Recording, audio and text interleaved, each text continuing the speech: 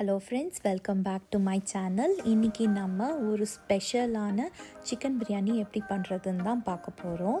அதுக்கு ஒரு 3 cup basmati rice எடுத்திருக்கேன். அதை ஒரு வாட்டி நல்லா கழுவிட்டு ஊற வச்சுக்கோங்க.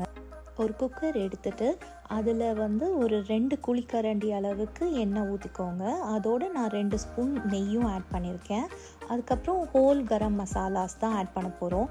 இந்த பிரியாணிக்கு நம்ம கரம் மசாலா ஆட் பண்ண போகிறதில்ல, அதனால் ஹோல் கரம் மசாலாஸ் ஆட் பண்ணாவே போதும்.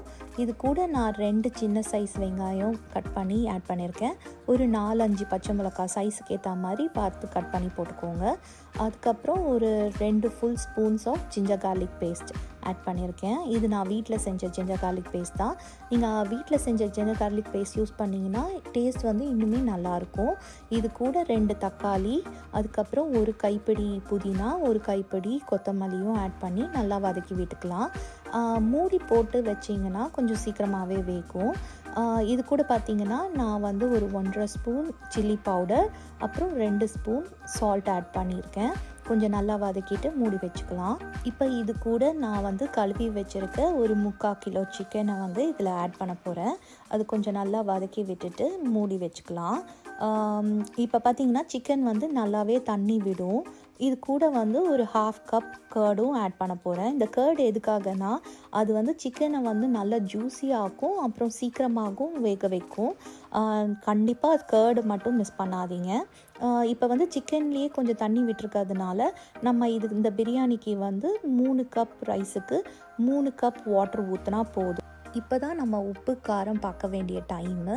நல்லா கலக்கி விட்டுட்டு டேஸ்ட் பண்ணி பாருங்கள். கொஞ்சம் உப்பு கம்மியாக இருந்துச்சுன்னா கொஞ்சம் ஆட் பண்ணிக்கோங்க. நான் ஒரு அடிஷ்னலாக ஒரு 1 ஸ்பூன் அளவுக்கு போட்டிருக்கேன். கொஞ்சம் உப்பு தூக்கலாக இருந்தால் தான் அந்த பிரியாணிக்கு கரெக்டாக சேரும். அதை நல்லா செக் பண்ணிக்கோங்க. அப்புறமேட்டு ஒரு 1/2 லெமன் ஸ்க்வீஸ் பண்ணிவிட்டு அதோட 1 ஸ்பூன் நெய்யும் ஆட் பண்ணியிருக்கேன். இப்போ குக்கரை நல்லா மூடிட்டு ஒரு விசிலும் போட்டுட்டு மீடியம் ஃப்ளேமில் வச்சுக்கோங்க. ஒரு 2 விசில் வந்தால் போதும். அந்த கேஸ் நேச்சுரலாகவே ரிலீஸ் ஆகிற வரைக்கும் வெயிட் பண்ணிவிட்டு அதுக்கப்புறம் ஓப்பன் பண்ணுங்கள். இப்போ பார்த்திங்கன்னா நம்மளோட அட்டகாசமான உதிரியான பிரியாணி சூப்பராக செம குவிக்காக ரெடி ஆகிடுச்சு. இந்த பிரியாணி மட்டும் நீங்கள் டேஸ்ட் பண்ணி பாருங்கள். அதுக்கப்புறம் இந்த மாதிரி தான் நீங்கள் அடிக்கடி செய்ய ஆரம்பிச்சிருவீங்க. Just try and see it. ரொம்ப ஈஸியான, குவிக்கான, ஹெல்த்தியான சிக்கன் பிரியாணி ரெசிபி ரெடி ஆகிடுச்சு. தேங்க்யூ.